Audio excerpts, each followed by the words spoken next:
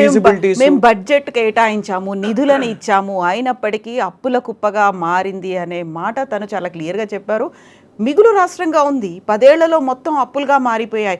ఇదే మాట ప్రభుత్వం మారిన వెంటనే వచ్చినటువంటి రేవంత్ రెడ్డి చాలా క్లియర్గా చెప్పారు.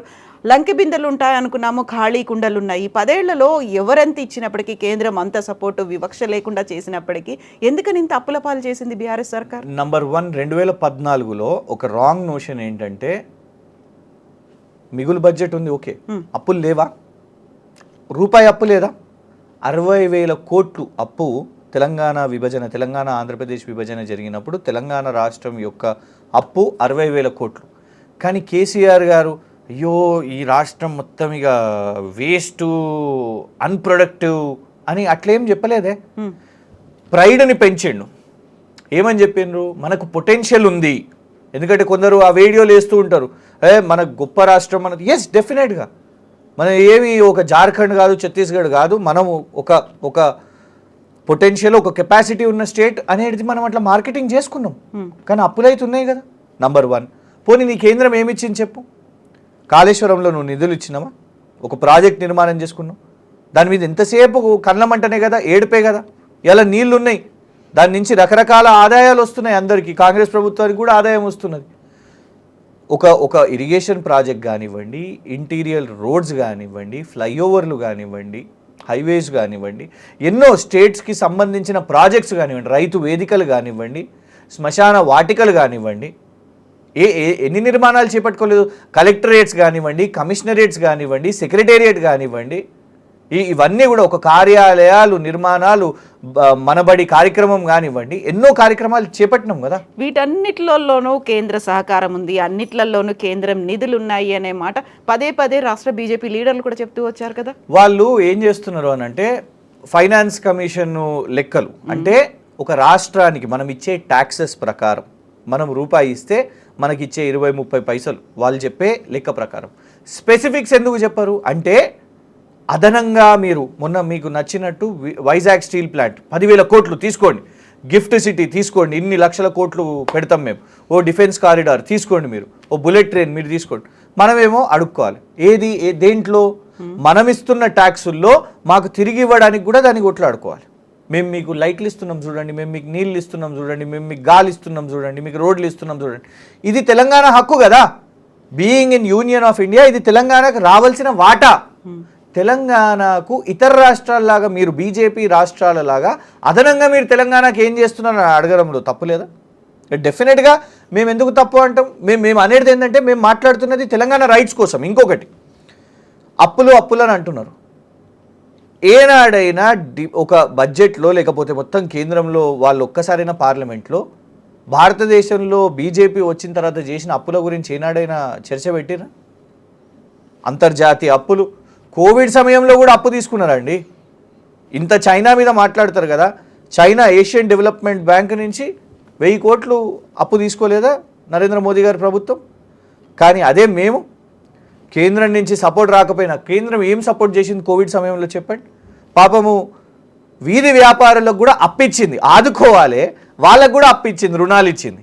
కానీ మేము వలస కార్మికులను ఆదుకున్నాం, ప్రైవేట్ టీచర్లను ఆదుకున్నాం. అప్పులు కాదు, మేము అప్పులు ఇవ్వలే, వాళ్ళలాగా ఆదుకున్నది ప్రభుత్వం. ఎంతో కొంత 500, 1000 వాట్ ఎవర్ ఇట్ ఇస్, కానీ ఆదుకున్నది ప్రభుత్వం.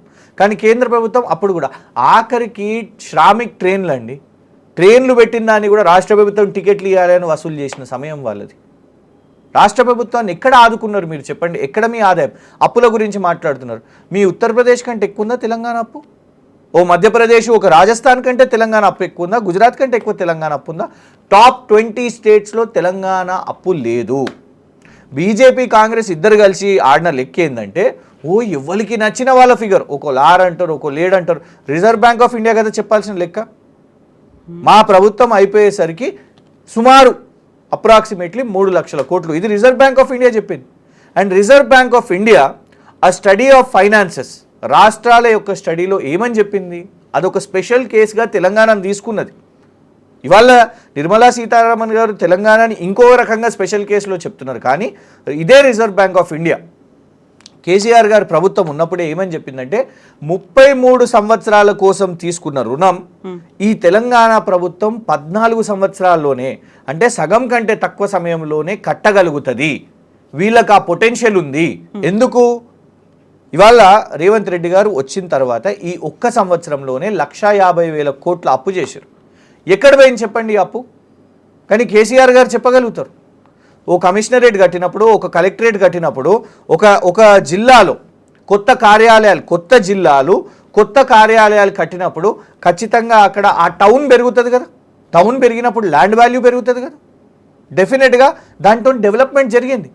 చేసిన ప్రతి ఒక్క రూపాయి, ఒక కేసీఆర్ కిట్ కానివ్వండి, ఓ రైతు బంధు కానివ్వండి, అది ఏం చేసింది? రైతు బంధు అగ్రికల్చర్ ప్రొడ్యూస్ని పెంచింది. కోవిడ్ సమయంలో తెలంగాణని రైస్ బౌల్ ఆఫ్ ఇండియా అన్నారండి. ఇతర రాష్ట్రాలకు ఇక్కడి నుంచి ధాన్యం వెళ్ళింది. ఏనాడు కూడా వ్యవసాయం ఆగలేదు. కోవిడ్ సమయంలో లాక్డౌన్ అయినప్పుడు దేశం ఆగినా తెలంగాణలో వ్యవసాయం ఆగలేదు, పథకాలు ఆగలేదు. ఇవాళ ఏమైంది? ఒక సంవత్సరం మొత్తం నువ్వు రైతు భరోసా ఇయ్యలే. కాకుంటే మీరు ఇప్పుడు ఏం చేసింది అని ప్రశ్నిస్తున్నారు. మొన్న దావోస్లో ఇంత పెద్ద ఎత్తున పెట్టుబడులు రావడానికి ప్రధాన కారణం రేవంత్ సర్కార్ ముందు దృష్టితో తీసుకొస్తున్నటువంటి ఫార్మా సిటీ కావచ్చు, అంటే 4th సిటీ కావచ్చు, దీంతో పాటుగా ఓల్డ్ సిటీకి మెట్రోని తీసుకెళ్లడం కావచ్చు, ఔటర్ రింగ్ రోడ్ ఎక్స్టెన్షన్స్ కావచ్చు, వీటన్నిటిని దృష్టిలో పెట్టుకుని హైదరాబాద్ని బ్రాండ్ని ఇమేజ్ని దృష్టిలో పెట్టుకునే వస్తున్నాయి అనేది కాదంటారా? ఒకటి నంబర్ 1, ఈ సంవత్సరంలో వీళ్ళు ఏం చేసిండ్రు అనేసి వస్తారు చెప్పండి. రావడం ఇంపార్టెంట్. నంబర్ 1 రావడం డెఫినెట్గా స్వాగతిస్తాం. మంచి కంపెనీలు వస్తే ఖచ్చితంగా స్వాగతిస్తాం. ఎందుకంటే మేము పెట్టిన ఎఫర్ట్స్ని మీరు కంటిన్యూ చేస్తున్నారు. కోకోకోలా మా సమయంలో మేము ఎఫర్ట్ చేసినాము, అనౌన్స్ ప్రకటించారు, నువ్వు ఇప్పుడు ఇవాళ తీసుకొని వస్తున్నావు. సరికొత్తగా గూగుల్ కూడా ఎంఓయూలు కుదుర్చుకుంది కదా. గూగుల్ ఎప్పటి నుంచో ఇక్కడ ఉన్నది కదా, కొత్త కంపెనీ కాదు కదా. దేర్ ఎక్స్పాన్షన్ అంటే అర్థం ఏంటి కవిత గారు?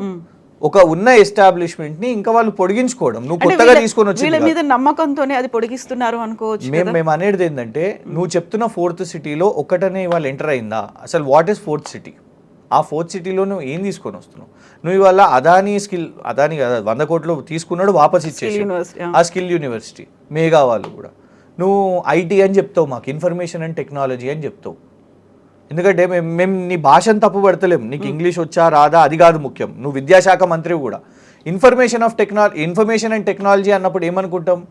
ఇంజనీరింగ్ చేసిన వాళ్ళు, లేకుంటే సాఫ్ట్వేర్, హార్డ్వేర్, రకరకాల ఈ రేంజ్లో ఆలోచిస్తాం. నువ్వు పోయి సంతకం చేసుకున్నది, ఎంఓయూ చేసుకున్నది ఏ సంస్థతోని? ఇన్ఫర్మేషన్ అండ్ టెక్నాలజీ సంస్థతో కాదు, సింగపూర్లో ఇన్స్టిట్యూట్ ఆఫ్ టెక్నికల్ ఎడ్యుకేషన్. అంటే ఏందన్నట్టు పాలిటెక్నిక్ ఎస్ఎస్సి అయిన తర్వాత పాలిటెక్నిక్ డిప్లొమా కోర్సులు ఉంటాయి. నువ్వు ఐటీ అని చెప్తున్నావు, ఐటీయా ఉపాధి అయితే వస్తుంది కదా, డెఫినెట్గా వస్తున్నది. కానీ అది ఉపాధి కోసం కాదు. అది వాళ్ళు చెప్తున్నది ఏంటిది? వాళ్ళు ట్రైనింగ్ ఇచ్చి పంపుతారు అనేసి. అంటే నీకు ఒక స్పష్టత ఉండాలి కదా. ఉపాధి వస్తున్నప్పుడు కూడా నువ్వు దావోస్కి 20 కంపెనీలను కలిసినావు. ఆ 20 కంపెనీలలో 19 కంపెనీలు మన గచ్చిబౌలి, జూబ్లీ హిల్స్ ఇక్కడ కంపెనీలే. మేఘా ఇక్కడ కంపెనీ కదా.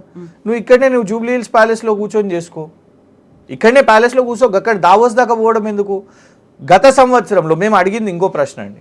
గత సంవత్సరంలోనే ఇలాగే పెట్టుబడులు అని ప్రకటించినావు 40,000 కోట్లు. ఎన్ని కోట్లు వచ్చినాయో చెప్పండి. గోధి ఇండియా అనే సంస్థ, అదో ఫ్రాడ్ సంస్థ, అదేమైనా పెట్టిందా? ఎక్కడ పెట్టిందో చూపెట్టండి. వీళ్ళ బ్రదర్దే స్వచ్ఛ బయో అనే సంస్థ, ఒక షెల్ కంపెనీ, అది దొంగ కంపెనీ. అది ఆ స్వచ్ఛ బయో ఎక్కడైనా పెట్టిందా? ₹1 చూపెట్టండి. గత సంవత్సరం రాలేదు, ఈ సంవత్సరం వస్తాయని ఎట్లా నమ్మబుద్ధి అవుతుంది?